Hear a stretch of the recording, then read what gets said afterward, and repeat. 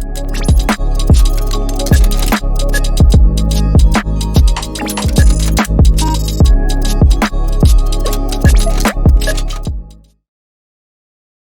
teman-teman, perkenalkan nama saya Rihadi Kedimayanto. Kali ini saya akan berbagi ilmu kepada teman-teman mengenai pengalaman saya tentang dari UI UX, dan kebetulan saya akan memberikan informasi atau edukasi kepada teman-teman bagaimana proses dalam membuat UI UX. Dan kali ini kita akan berfokus dari prosesnya, di mana nanti di video selanjutnya itu saya akan memberikan tutorial kepada teman-teman cara mendesain UI UX. Nah, di video kali ini saya memiliki kebetulan memiliki portofolio mengenai UI UX case study di magang saya pada kampus Merdeka, tepatnya di Skillful, dengan judul UX case study redesign website Korodi. Jadi perusahaan Korodi adalah perusahaan startup platform yang mendukung petani lewat permodalan, di mana perusahaan yang berfokus dalam hal agrikultur dalam pemberdayaan petani dengan teknologi dan modal. Nah, untuk proses UX case study-nya itu ada 5 proses yang, jadi dalam UX itu ada 5 proses yang kita akan lalui. Nah, yang pertama itu adalah tahap empathize, di mana kita cari tahu pandangan dari permasalahan pengguna. Setelah itu di-define, di mana kita memikirkan atau mendefinisikan permasalahan dari target audience atau audiensnya. Dan yang berikutnya itu adalah audition, di mana kita melakukan pemikiran brainstorming untuk menyelesaikan masalahnya. Setelah itu kita melakukan eksekusi dari tingkat prototyping, itu adalah prototyping, itu adalah pembuatan, hingga testing, yang kita mencoba hasil desain itu kepada target pengguna. Oke, yang pertama itu adalah empathize dalam penyelidikan kasus. Jadi permasalahan ini adalah di mana permasalahan utamanya petani sulit mendapatkan mitra yang tidak hanya memberikan pinjaman, namun juga mendampingi mereka dalam mengedukasi sehingga meningkatkan kualitas usaha.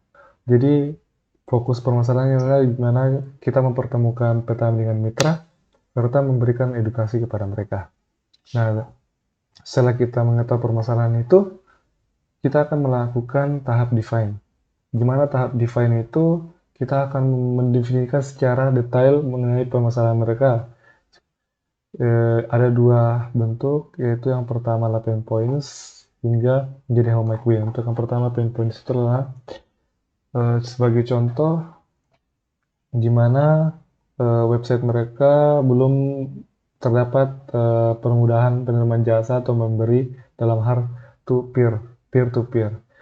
Dan berikutnya itu kita bisa lihat kurang jelasnya bagaimana pengembalian dana yang telah mereka pinjam, belum ada penjelasan secara detail, sehingga membuat audiens bingung.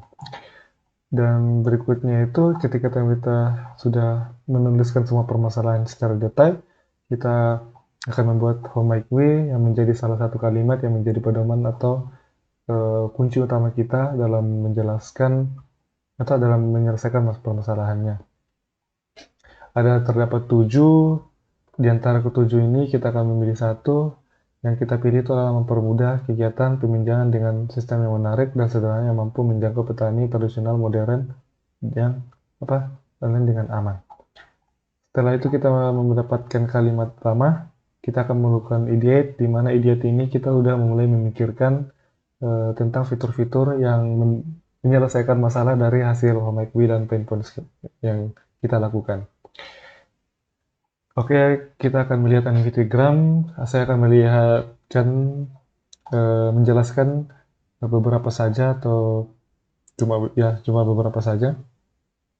Mungkin kita bisa lihat dari permasalahan itu kita bisa memberikan nominal saldo, fitur stok barang, fitur live chat, terus fitur notifikasi, sehingga nanti kalau notifikasi itu memberikan informasi kepada petani ketika ada sesuatu pesan atau updatean yang penting untuk mereka gitu. Oke, di tahap berikutnya adalah processing idea, di mana kita memfokuskan apa yang kita harus lakukan dahulu. Setelah itu berikutnya apa dan apa yang kita lakukan terakhir dan yang paling terakhir itu apa. Jadi sehingga apa yang kita buat itu terarah dan terorganisir dengan baik. Setelah itu kita membuat Crazy Edge di mana ini dilakukan hanya 8 menit dengan gambaran secara manual. Di mana contohnya itu bisa teman-teman lihat sendiri gambar yang saya buat bersama dua teman saya. Ini dibuat ini untuk menjadi suatu bayangan apa yang kita akan buat berikutnya. Nah, setelah itu kita masuk di user flow, wireframe, UI dan system, UI design, dan prototyping. Nah, step pertama itu kita melakukan user flow, di mana itu adalah suatu bagian alur dari eh, jalannya dari aplikasi seperti flow.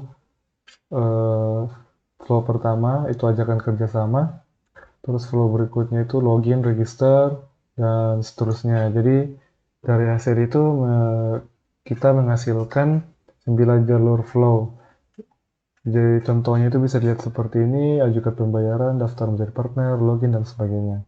Setelah itu kita akan membuat wireframe, di mana teman-teman sudah membuat kerangka dari bentuk wireframe desainnya. Jadi seperti ini teman-teman bisa lihat, belum berwarna dan masih terlihat sederhana, tapi ini akan menjadi patokan dalam membuat desainnya. Setelah itu, kita akan mendefinisikan dari bentuk logo, warna, dari bentuk Rodi.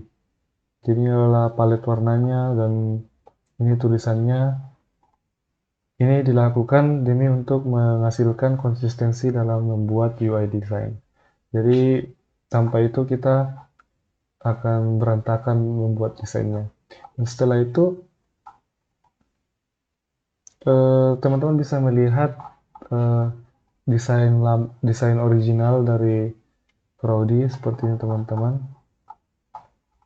yang sebelum redesign. Nah, ketika redesign itu saya menambahkan beberapa fitur. Yang fitur utama itu adalah fitur nonaktifkan gambar. Ini hanya mirip seperti yang di Facebook, di mana kita bisa menonaktifkan gambar sehingga penggunaan data itu tidak terlalu memakan banyak waktu, memakan banyak, dan bisa masuk ke dalam website dengan cepat. Prototipenya bisa dilihat di sini teman-teman, saya akan jelaskan secara singkat, cuma beberapanya saja. Tuh. Nah, bentuk dari desainnya ini bentuknya seperti aplikasi website benar ya teman-teman. Bisa diklik, ada prosesnya dan sebagainya. Nah, ketika itu sudah selesai, kita akan melakukan testing kepada calon pengguna, di mana kita harus mencari pengguna yang pas sesuai dengan target audience mereka.